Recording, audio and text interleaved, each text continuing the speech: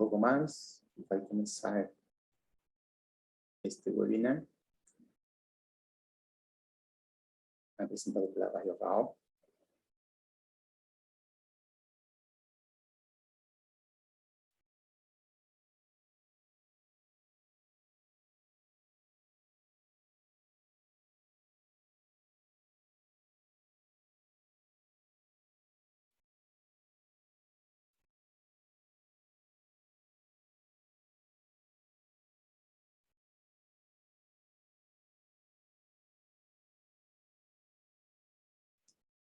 O webinar vai tratar sobre babesiose canina e vai ser apresentado pelo professor Oliva Gaetano.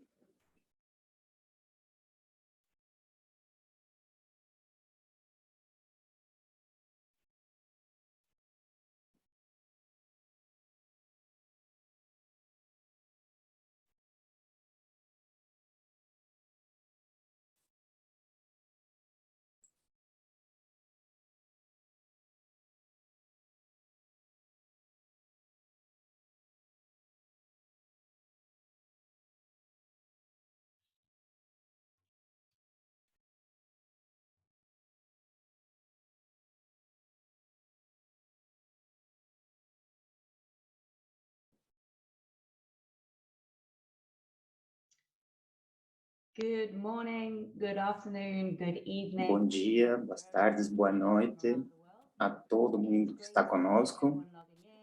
É muito bom ver vocês entrando para esse webinar de hoje sobre babesiose canina, um desafio para os veterinários, apresentado pelo professor Oliva Gaetano. É muito bom ter ele aqui e ver todos vocês vindo, bem-vindos para essa apresentação de hoje. Vou falar algumas coisas sobre o professor Oliva. Primeiro, saibam que temos tradução simultânea para português. Isso é no menu, vocês podem clicar e selecionar o idioma da sua preferência, está em português, espanhol ou turco. Então, vocês clicam no ícone de tradução e aí vocês escolhem a tradução ao vivo que vocês querem ouvir hoje. Por favor, também podem enviar as perguntas que vocês tenham na seção de perguntas e respostas, é Q&A. É um botão QEA que está como uma opção para vocês poderem colocar essas perguntas e essas vão ser gravadas e vão ser apresentadas depois no final do webinar para serem respondidas. Não se preocupem se a sua pergunta não é respondida hoje, ela vai ser gravada e vai ser apresentada depois, e depois vai ser apresentada depois para o professor e as respostas vão ser enviadas depois de alguns dias por e-mail. Então, por favor, ponham todas as perguntas aí, nessa seção de QEA, Q&A, perguntas e respostas. Aí vocês vão garantir que ela vai ser gravada e vai ser salva e vai ser respondida depois. No final do webinar ou depois de uns dias por e-mail, vai ser enviado junto com a gravação desse webinar para vocês. Esse webinar é apresentado pela Biogal, que é uma empresa de ferramentas para diagnóstico veterinário. Tem vários produtos, várias linhas para permitir que os veterinários detectem diferentes doenças de pequenos animais. Está presente em mais de 50 países no mundo todo e constantemente está apresentando ferramentas educacionais como essa e atualizações para veterinários. Eu sou Jéssica Case e sou manager da distribuidora no Reino Unido para a Biogal. Então, se tem alguma pergunta sobre isso, eu vou ficar à sua disposição. Vocês podem enviar para o site da Biogal e aí a gente responde. Hoje, o professor Oliva vai discutir conosco sobre a babesiose canina. Vamos falar sobre as espécies, sobre infecções, estado imunológico, sintomas, signos clínicos, diagnóstico e tratamento. O professor Oliva é graduado pela Universidade, Faculdade de Nápoles, em veterinária, e desenvolve pesquisa em patógenos diversos, diagnóstico, prevenção, mas é especialista em doenças transmitidas zoonóticas, doenças transmitidas por vetores. Também é membro do grupo LISH da Alemanha e é um grupo que estuda a leishmaniose. Tem colaborações de pesquisa, particularmente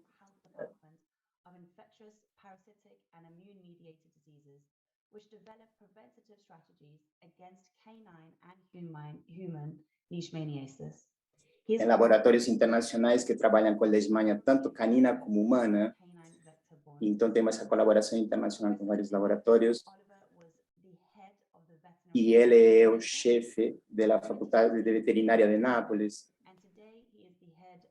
E hoje ele lidera o Hospital de Veterinária da faculdade também. Muito obrigado pela apresentação de hoje. Muito obrigado.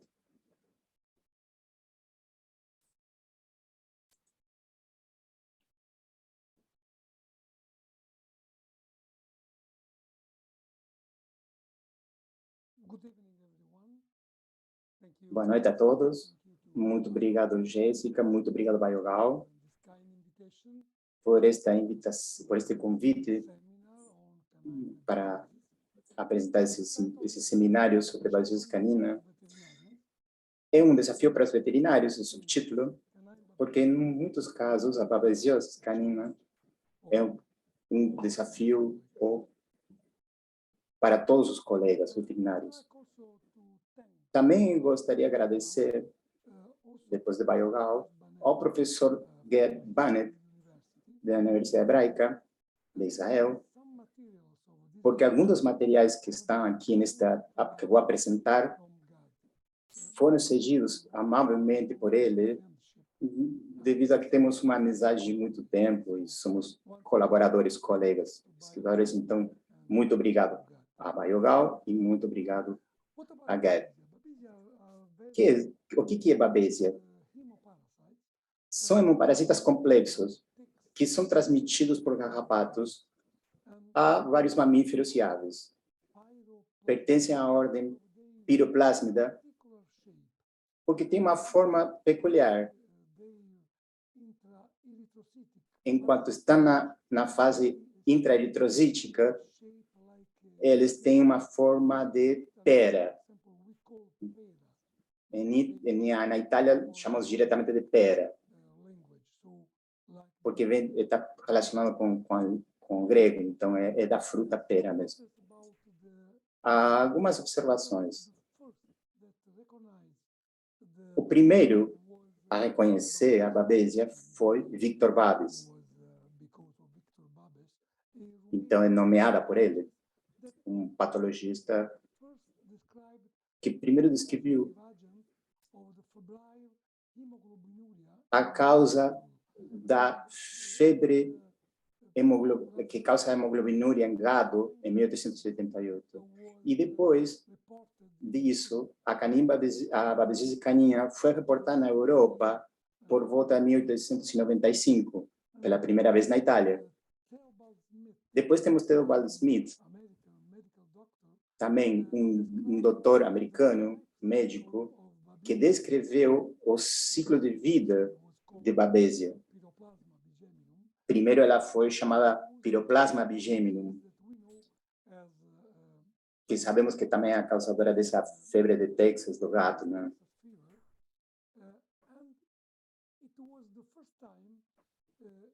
Então foi a primeira vez que foi associado um artrópode à transmissão de uma enfermidade infecciosa, contagiosa. Então ele descreveu como esse artrópode estava envolvido na transmissão da doença. é muito importante reconhecer que também a babesiose pode afetar humanos. O primeiro caso foi descrito em Croácia. Na época era chamada Jugoslávia ainda. Foi no ano 57. Foi um fazendeiro que foi plenectomizado e o patogênio que foi descrito como causador foi Babesia bovis. Provavelmente foi Babesia divergens. E o desfecho foi fatal. Então, foi o primeiro caso de um caso fatal, de uma infecção fatal, com babesiose em humanos. O que podemos falar do ciclo, então, de vida? É complexo. Ele tem um ciclo complexo. Vou tentar descrevê-lo em poucas palavras. O principal envolvido é o carrapato, o ator principal. Os que estão infectados, eles disseminam os esporozoários que, enquanto está se alimentando com sangue dos hospedeiros, de qualquer de gado, cavalo, nós vamos focar hoje em cachorros. Aí, enquanto está se alimentando, os esporositos entram no eritrócito, assumem a forma do merozoide, se replicam dentro do eritrócito, e daí é gerado um gametocito que está dentro do eritrocito infectado, que vai ser, de novo, ingerido enquanto o carrapato está se alimentando de sangue, e aí se repite o ciclo. Então, esses gametos, essas gametas se fusionam dentro do intestino do carrapato, chegando ao zigoto, que também é chamado oquinete, que vai invadir o epitélio do aparelho digestivo. Depois, por reprodução assexuada, vão invadir, no caso da babesia, outros tecidos do carrapato. E aí é gerado um quinete secundário que, em las glândulas salivares, vai se metamorfosear em quinetes, depois em esporositos, que vão ser injetados de novo em um outro vertebrado enquanto o carrapato está se alimentando de sangue. E aí se fecha o ciclo. Como bem, é bem complexo.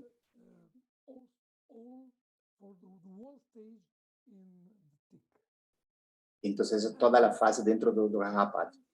Muito importante é que em babesia, na senso estricto, os quinetes podem invadir também os ovários da fêmea do carrapato.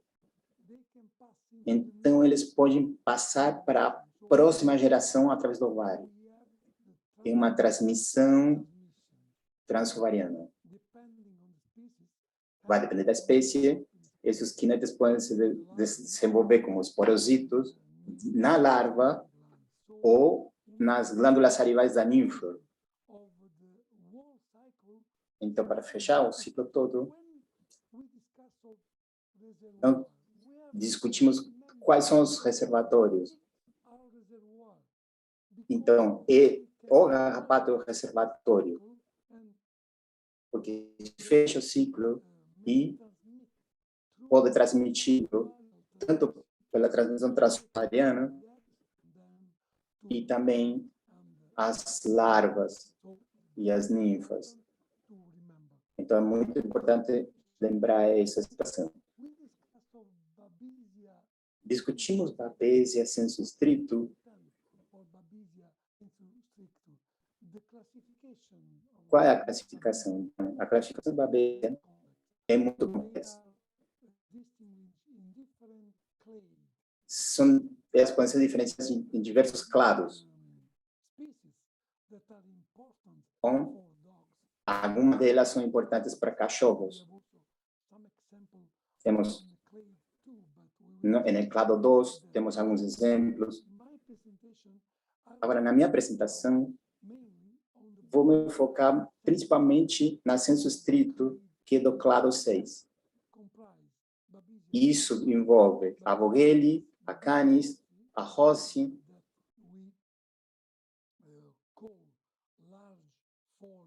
que chamamos de babésias grandes, a Vitali, é comum na América do Sul, e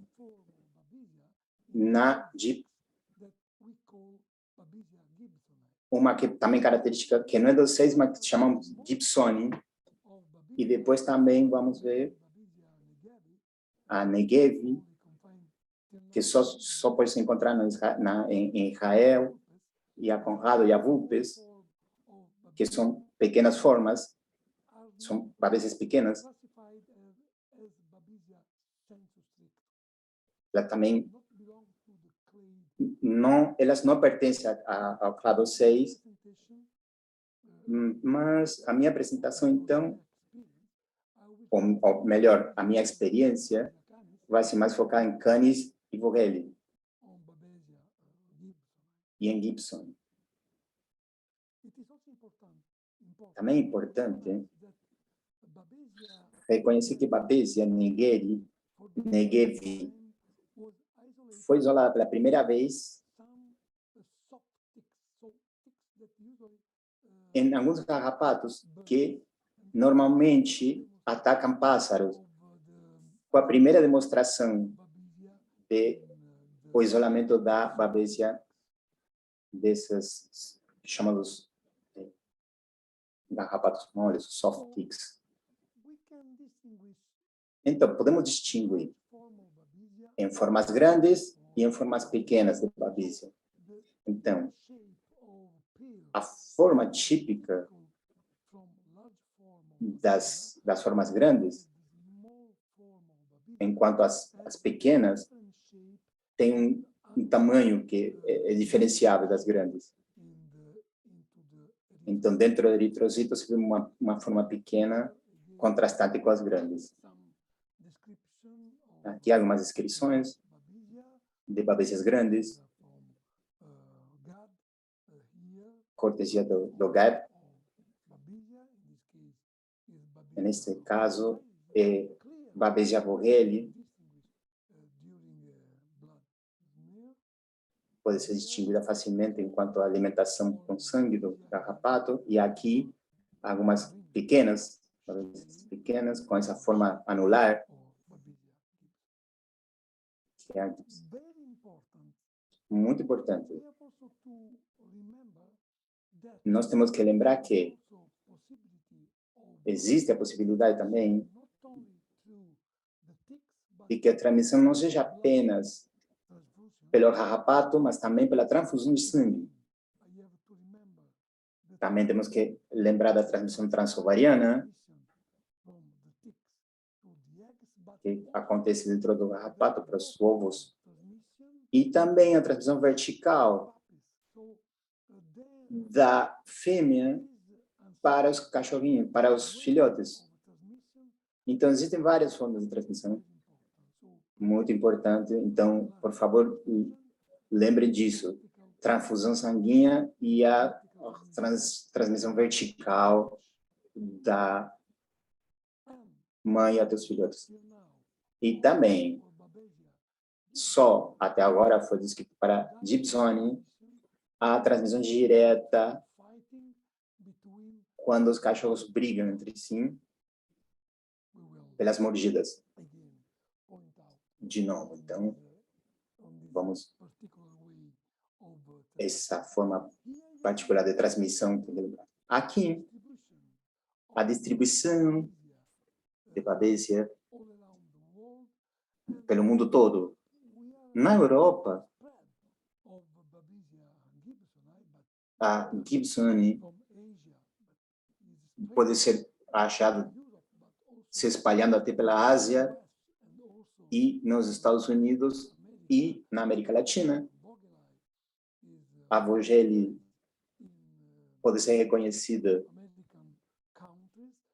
em todos os países da América, na África, na Europa, na Ásia, então, no mundo todo. E a Babesia canis, maioritariamente está na Europa e no Sudeste Asiático. Então, o que podemos dizer de Babesia gibsoni, que é uma pequena? Ocorre na Ásia e se espalha pelo mundo todo. Provavelmente pela sua forma particular de transmissão. Foi demonstrado a presença de 2% dentro de 153 cachorros em Barcelona, a presença em 2% deles. E também, mais recentemente, em um estudo do meu instituto, do grupo da minha faculdade, detectaram 1.311 cachorros que foram escolhidos aleatoriamente e eram saudáveis. Eram saudáveis, mas a presença do parasita estava em 0,2% desses cachorros. Então, nós vemos detecção frequente nos Balcãs de casos clínicos em cachorros e nos países da Europa Central, que é a infecção mais frequente em cachorros de luta, cachorros de luta nessas raças. Chega a ser, então, assim, a mais frequente infecção. Então, o que podemos dizer da doença? O que podemos falar da doença? Como eu falei, é um desafio para os veterinários, porque a infecção, por diferentes espécies, tem diferentes jeitos de se manifestar clinicamente. Então, também tem a ver com a idade do cachorro, mas, por favor, tem que falar que, particularmente, tem que lembrar também das doenças concomitantes, as que estão junto com a infecção. Tem que lembrar que, entre as babesias grandes, a babesia rossi parece ser a mais patogênica. Então, por favor, também lembrem isso, que na África do Sul, por exemplo, e em alguns países da África do Sul, a babesia vogelii tem alguns efeitos subclínicos ou leves, ou médios. Também temos que lembrar que as babesias pequenas, a patogenicidade delas está sob investigação ainda, mas sabemos que a Vogelii tem alguns casos já documentados. Aqui temos um exemplo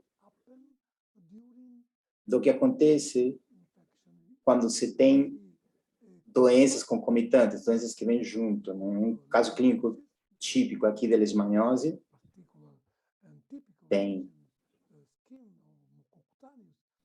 as lesões típicas nas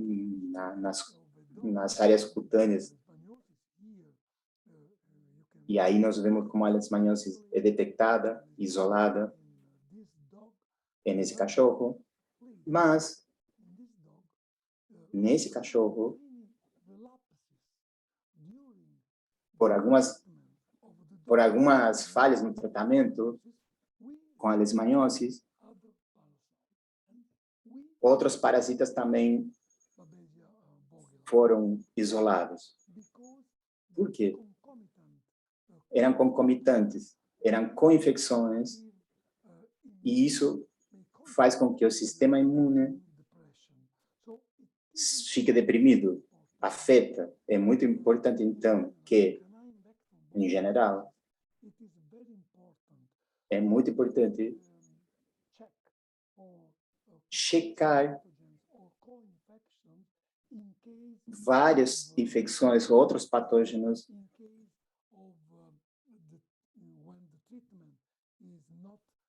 porque quando o tratamento não está fazendo efeito, por favor, considerem isso, checar essas outras infecções que podem ser concomitantes, essas co-infecções.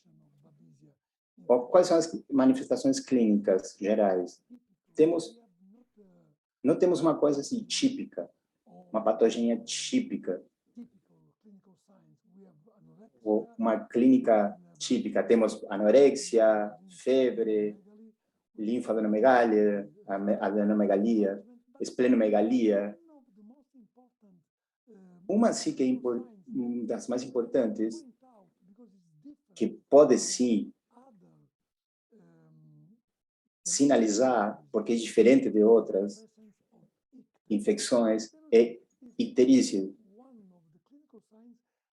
Provavelmente um dos sinais clínicos que devemos considerar sim quando pensamos em uma infecção por babésia. Podemos ter também perda de peso, de fraqueza. Agora, outro aspecto muito importante é a anemia hemolítica. Em muitos casos, ou em alguns casos, temos exemplos de anemia degenerativa. Mas isso não é sempre assim,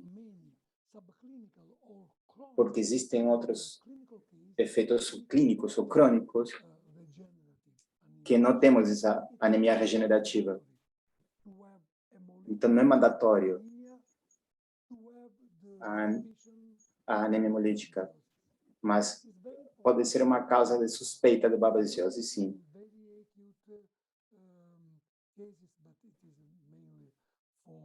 Aqui, principalmente para babesia rose, podemos ter babesiose cerebral ou, em alguns casos de babesia canis,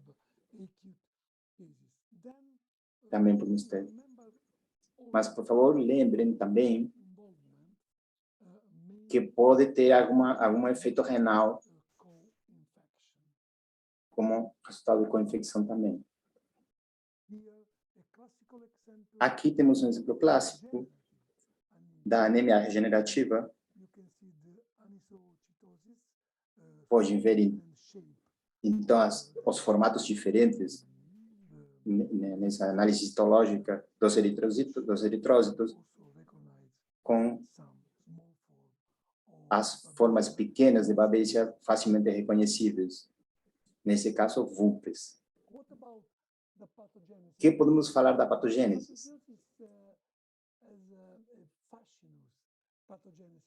É fascinante a patogênese de babesiose, porque após a invasão, dentro do citoplasma, evolvem diretamente dentro do eritrócito. Então, elas têm evoluído meios bem complexos para escapar à defesa imune, por essa variação antigênica.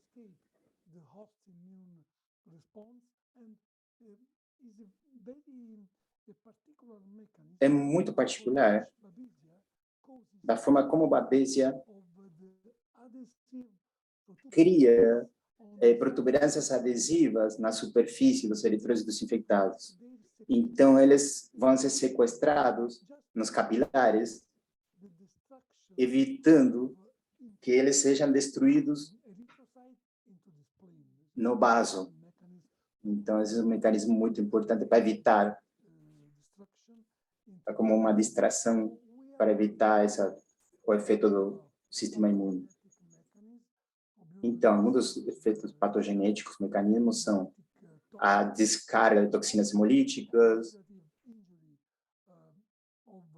o dano oxidativo aos eritrócitos, e a extra e a intravascular, a hemólise extra e intravascular. Então, o mecanismo principal é a destruição direta do parasita dentro dos eritrócitos. Mas lembrem que este é mais ou menos um trabalho de há 20 anos, mas que demonstra que em um grupo de cachorros,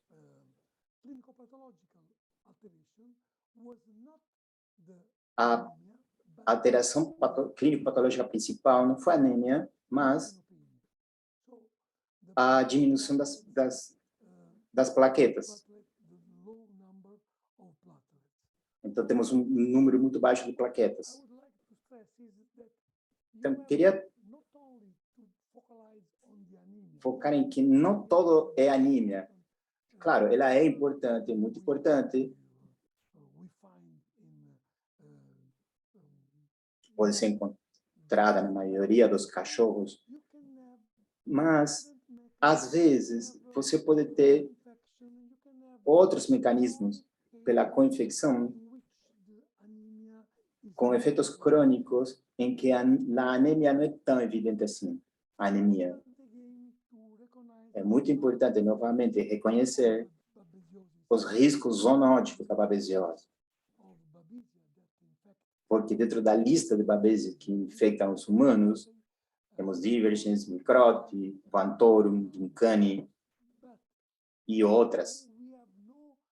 Mas não temos espécies de babésia canina que estejam diretamente implicadas em zoonose. Mas, em alguns casos, alguns Gibsoni foram relatados em humanos. Pelo menos estão sendo investigados. Então, provavelmente, muito proximamente, possa ser descoberta que algum desses casos de babésia de cachorro possa se tornar zoonótica e perigosa para os humanos. Então, o que podemos dizer da babesiose humana?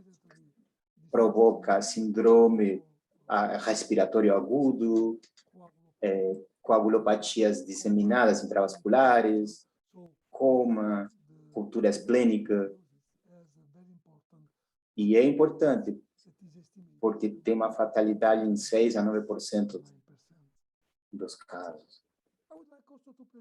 Eu gostaria muito de apresentar aqui um caso clínico. Ela se chama Biba, é uma cachorra de um veterinário amigo. Casos estranhos acontecem frequentemente a cachorros de amigos. Então, foi adotada ela. Tinha 1 ano quando foi adotada. Foi adotada um canil público. E, após a adoção, foi diagnosticada com hipoadrenocorticismo.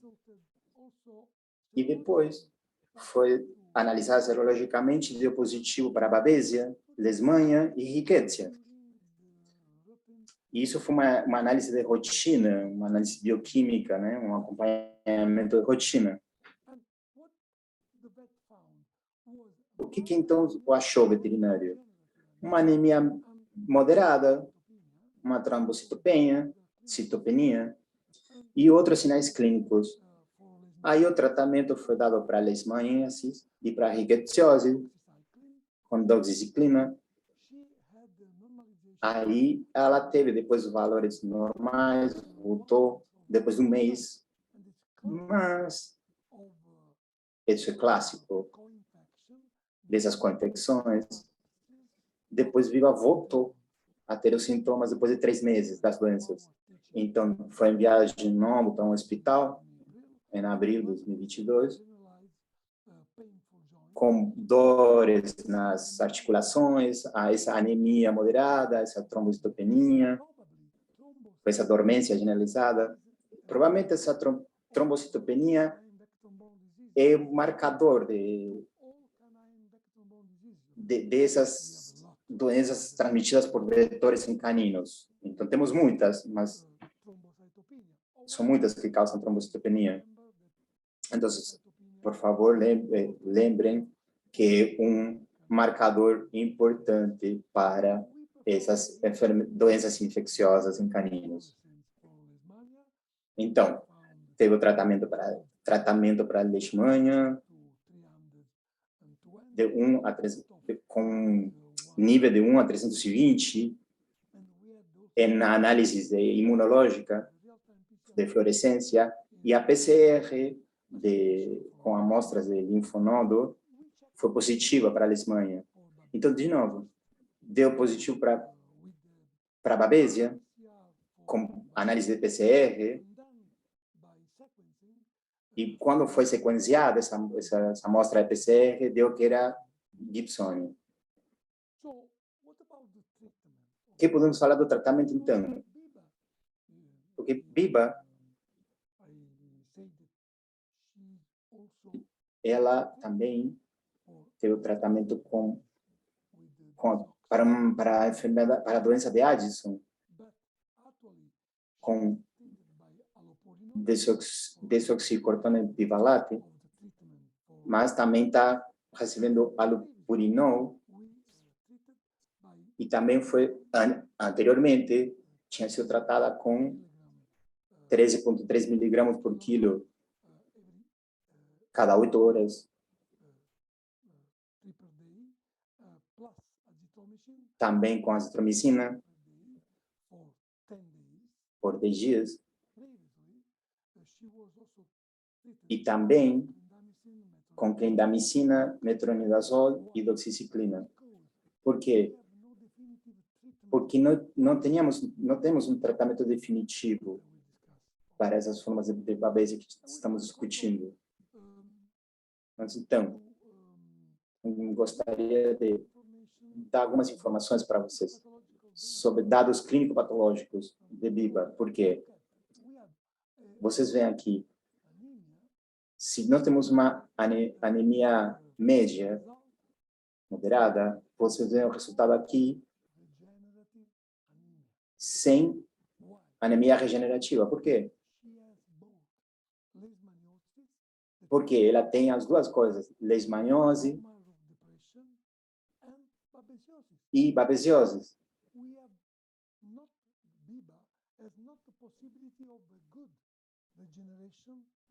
Então, Biba não consegue uma boa regeneração. Então, lembre, nem sempre temos o que dá para ler nos livros. Às vezes, causa anemia regenerativa. Não é sempre verdade. A babesiose vai depender do caso clínico. Mas vejam, por favor, de novo. A trombocitopenia aqui, as plaquetas baixas, que é o marcador das doenças transmitidas por vetores em caninos. Aqui também podem ver na urina,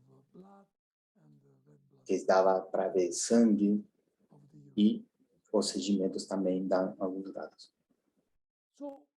Então, é muito importante para o diagnóstico conhecer a história do cachorro. Muito importante também conhecer os dados epidemiológicos da área, que espécies nós temos na nossa área. E incluir também toda a história do cachorro, porque das viagens que teve. E obviamente, um exame clínica completa e também para completar bem os dados clínico-patológicos, para ver, checar se há outras doenças concomitantes. Também saber se foi submetido à esplenectomia ou a uma transfusão sanguínea por alguma outra doença. Ou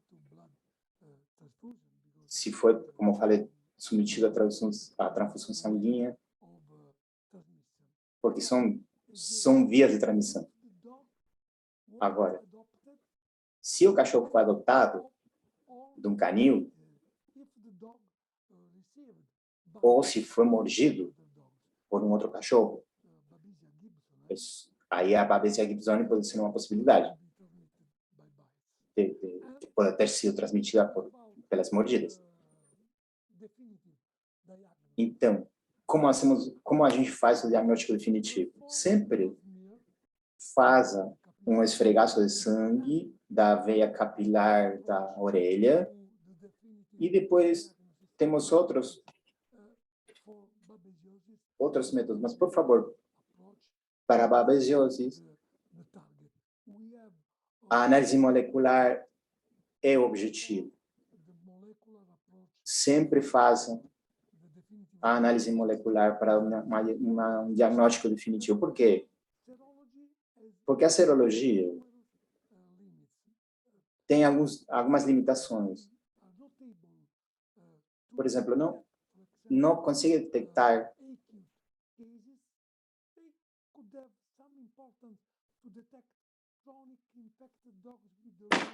infecções crônicas que têm uma parasitemia baixa.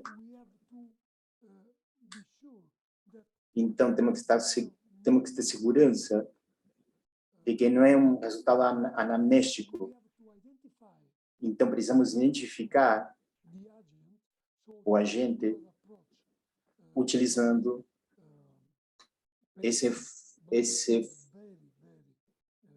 essa opção da análise molecular, que é muito sensível. Então, também podemos identificar a espécie responsável, porque o tratamento vai ser diferente se é para uma babesia grande ou para uma babesia pequena. Então, nós temos que fazer essa aproximação para a identificação da presença de babesia, utilizando a técnica de PCR, identificando as espécies de babesia, e depois sim usar um tratamento específico, primeiro um sequenciamento, depois sim, você faz um sequenciamento mais específico para ver de que babesia se trata. Então,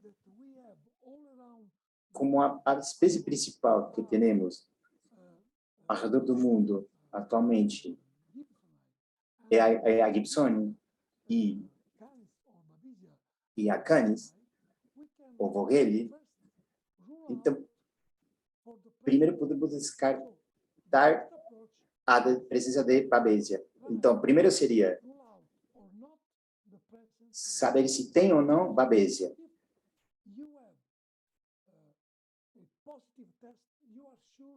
Então, você pode ter um teste positivo para você garantir que está na presença de uma babesia. E depois, sim, identificar qual babesia é. Isso é muito importante. Obviamente, todo o resto, outros aspectos, o histórico, as análises clínicas, os dados clínico-patológicos são muito importantes. Claro que pode ser feito o esfregaço de sangue, mas o diagnóstico definitivo vai ser pela análise molecular. Então, é muito importante, porque vamos poder identificar o tratamento específico, dependendo da espécie que está na nossa frente. Então, também vamos poder reconhecer o tratamento para babesia e ver de eliminar completamente o parasita. Isso é muito difícil. O dono tem que saber que isso nem sempre é possível. Então, tem que saber que tratar um cachorro com babesia envolve o risco das recidivas, da volta da doença. Então, temos que falar para o dono que esse cachorro pode se voltar um reservatório, ou seja, uma fonte de infecção para outros. E isso acontece principalmente para as babesias pequenas, porque se vê nelas a frequência, uma recorrência frequente da doença após tratamento. Ainda com cachorros que parecem que estão clinicamente bem. Então, é importante que o dono saiba desses aspectos. Claro que nós sabemos que as drogas antibabesia melhoram a condição clínica. E também sabemos que alguns cachorros que dão negativo, inclusive na PCR, depois do tratamento, é porque eles têm uma parasitemia muito baixa, que pode que não seja sensível a PCR para detectá-la. Essa parasitemia é muito baixa.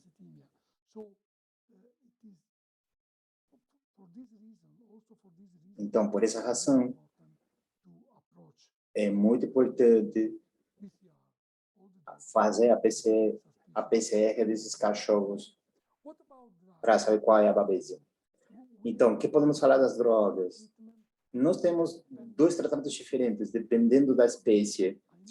Sabemos que o midocarb, o propinato de midocarb, é o remédio mais usado para as formas grandes, como Rossi, Canis, Vogelii. A dose terapêutica é de 6,6 miligramas por quilo, tanto intramuscular ou subcutânea, em 2 doses, cada 14 dias. Também sabemos que esse medicamento pode ter alguns efeitos colaterais, como que a injeção é doída, pode causar úlceras e necroses, e um síntoma parasimpático mimético, que pode ser tratado com atropina para evitar esses sintomas. Mas, de novo, o propinato de midocarb não é efetivo contra babesias pequenas, particularmente contra a Gibsoni. Também vemos em alguns países o aceturato de diminazeno, que se aplica tanto para formas grandes e pequenas, em doses de 3 a 5 miligramas por quilo. Um protocolo alternativo também aplica 2 miligramas por quilo, em 3 aplicações subcutâneas cada 48 horas, com acompanhamento também aplicação de clindamicina, só que tem efeitos graves, tem alguns efeitos colaterais graves, como alguns são neurológicos. Então, em muitos países não é comercializada. Então, é muito limitado por sua toxicidade. Que podemos falar das pequenas formas de babesia? Quando vemos babesia gibsoni, pode ser tratado com atovacone, com essa dose terapêutica de 13,3 miligramas por quilo. Pode ser oral, por via oral. É importante também administrá-lo junto com uma refeição gordurosa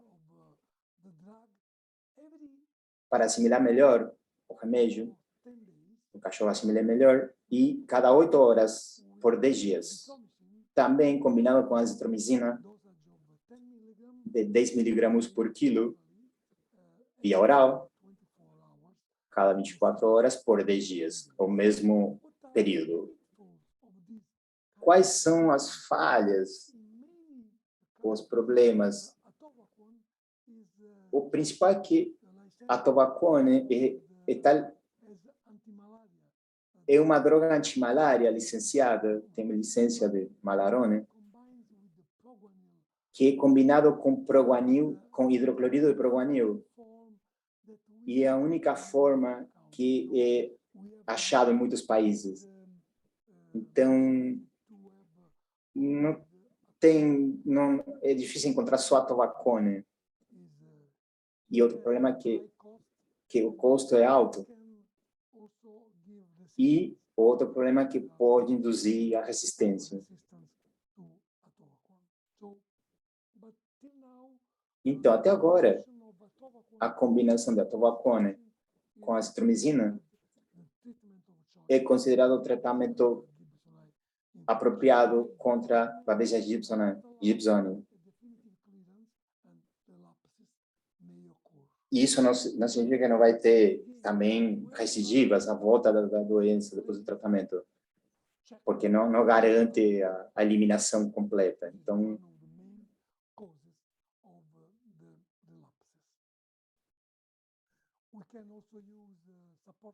também podemos usar o cuidado de suporte, dependendo da condição clínica do cachorro. Aqui temos uma lista do que pode ser feito, que é terapia com oxigênio, transfusão sanguínea. Também gostaria de expressar que na babesiose e em outras doenças caninas transmitidas por vetores, é controverso também o tratamento. Não existe um tratamento definitivo com corticosteroide. Então, o corticosteroide pode ser utilizado em alguns casos. Sobre a prevenção, importante evitar a mordida dos carrapatos utilizando piretroides, inseticidas, para matar os carrapatos, ou matá-los, removê-los. Mas tem que ter cuidado com a transfusão sanguínea, que não seja de cachorros infectados, e fazer a checagem por PCR dos produtos de sangue antes da transmissão desse produto sanguíneo. Em alguns países são usadas vacinas que foram desenvolvidas para formas grandes, como canis, rossi, mas essas vacinas não evitam a infecção. Algumas formas severas podem ser úteis para evitar algumas formas severas, mas nem sempre. Em conclusão, a babesiose canina é causada por diferentes patógenos. Então, são diversas doenças muito semelhantes, mas provavelmente a babesia vai ser dividida em mais de um gênero no futuro, quando sejam mais identificadas as espécies. Então, a identificação das espécies por PCR é muito importante para saber qual é o agente responsável pela infecção. Bom, aqui uma foto do interior do prédio histórico da minha faculdade. Nós fomos fundados no século XVI, a faculdade, mas a universidade, orgulhosamente, é a mais antiga da Europa, porque foi fundada por Frederico II no início da Idade Média. Muito obrigado pela sua amável atenção. Acabou a minha apresentação. Muito obrigado, doutor, foi muito informativo. Adorei essa foto do final. Muito obrigado por toda essa informação e essas explicações. Certamente todo mundo deve ter ficado fascinado. Agora temos algumas perguntas também para apresentar a você. A primeira é: a transmissão é só por uma mordida com sangue ou só por contato? Não está muito claro. Por exemplo, Biba é um exemplo que apresentei. O dono, que era veterinária, quando as pessoas estavam tratando os caninos, não lembram muito bem de ter visto sangue entre cachorros brigando, mas Biba estava infectada com Babesia gibsoni. Então, é muito interessante essa pergunta, porque qual é o papel da saliva? Ainda está sob investigação. Obviamente, também é possível que uma feridinha muito pequena, que não seja facilmente reconhecível, não é muito claro, então, que não pode ser que não seja necessário, então, uma ferida muito grande para garantir a transmissão. Podemos assumir que se tem uma anemia, pode ter babesia ou outra coisa. Não, podemos incluir anemia. Também pode ser imunomediada, pode ser uma anemia imunomediada. Uhum. É importante que se é uma anemia severa, imunomediada severa, nesse caso, existe a descrição de utilização de esteroides para o tratamento contra a babesia. É uma dos exemplos nos quais a terapia com esteroide pode ser considerada assim, nesses casos de anemia. Pergunta 3. Qual é a espécie mais patogênica de babesia? Sim, a babesia rossi é a mais patogênica. Em muitos casos, causa as formas fatais, de muito aguda ou hiperaguda de babesioses. É um dos exemplos porque deveria ser desenvolvida uma vacina para essa forma. Mas a presença da babesia rossi é só em algumas partes da África do Sul. Então, eu lembro que também existem descrições fatais para a babesia canis, em meados dos 70, mas agora, provavelmente também porque o estado imunológico dos cachorros de hoje é melhor, temos poucos casos severos de babesia canis. Neste momento, então, a gravidade mais importante para alguns casos de Gibsoni, maioritariamente quando está junto com outros patógenos, então está uma co-infecção. Obrigado. Pergunta 4. Posso usar doxiciclina para tratar todo tipo de babesia? Sim. Obrigado pela pergunta, porque a doxiciclina é considerada a segunda escolha, o tratamento de segunda escolha. Então, pode ser combinado com outro antibiótico, como clindamicina ou acitromicina, para as formas pequenas. Pero não é a primeira linha de tratamento. Também para babesias grandes, há alguns efeitos clínicos. Não é um tratamento bueno para essas babesias. Então a minha recomendação é, se não tiver um tratamento disponível no teu país, usa a doxiciclina, mas não é efetivo, é mais considerado uma escolha de segunda mão. Então, temos outra pergunta. Que tratamento com erifloxacina e doxiciclina por 6 semanas para a babesia gibsoni pode ser? Sim.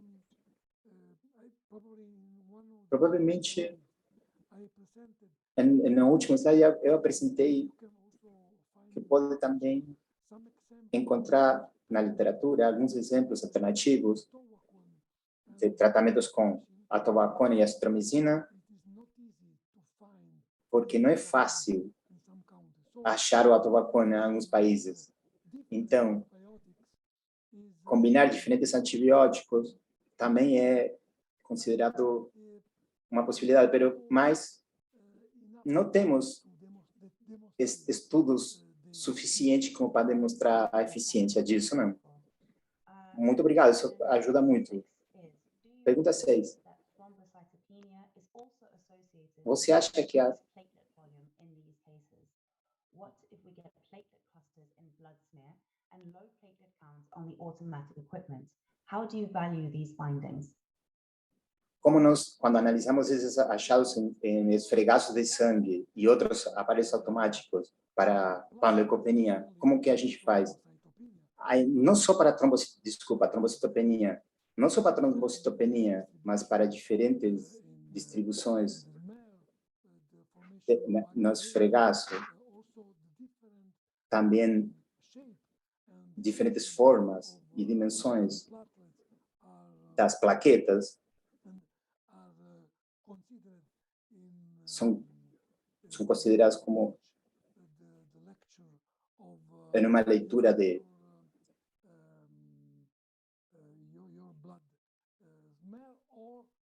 esfregaço sanguíneo ou do resultado desse exame de sangue que você falou, também pode ter alguns problemas devido a inflamações crônicas por muitas citoquinas. Então, o que temos que fazer é ver que um exemplo é a displasia de medula óssea, que pode explicar alguns problemas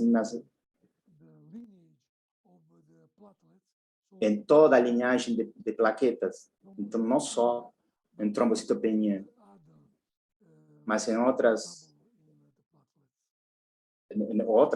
problemas que podem estar associados às plaquetas. Muito obrigado. Tem muitas perguntas. Agora, se um cachorro é infectado de novo, devo aplicar o mesmo protocolo? Sim, porque não temos outros tratamentos efetivos. Então, obviamente, o que podemos fazer é, em alguns casos, testar diferentes dosagens, mas a minha sugestão é aplicar o tratamento padrão em casos de recidiva, em casos de regressão à doença. Agora,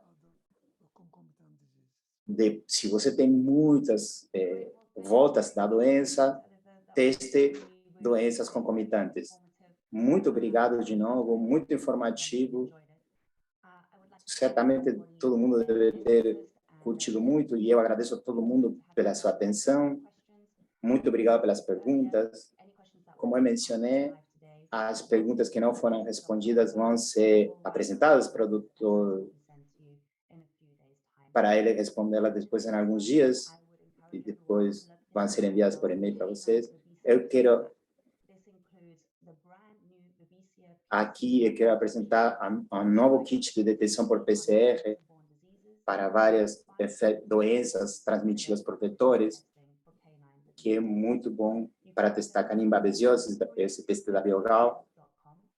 Podem ver informações no site da Biogal sobre este produto e outros que estão disponíveis, informações estão disponíveis de graça, e você vai ser enviado depois junto com em alguns dias, junto com as respostas, a gravação desse webinar. E queremos vê-los de novo para continuar discutindo essas coisas bem interessantes. Espero ver vocês muito pronto. Tchau.